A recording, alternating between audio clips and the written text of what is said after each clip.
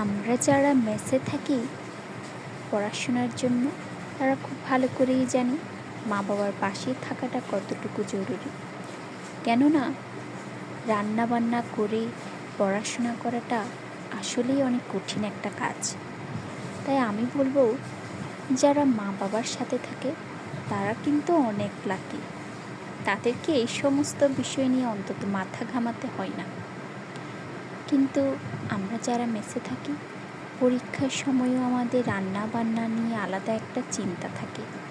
এই যে যেমন আজ সকালে ঘুম থেকে উঠেই নাস্তা করার পরপরই রান্নাবান্নায় লেগে গেলাম এবং আজকে আমি রান্না করছি আলু দিয়ে মাছের ঝোল।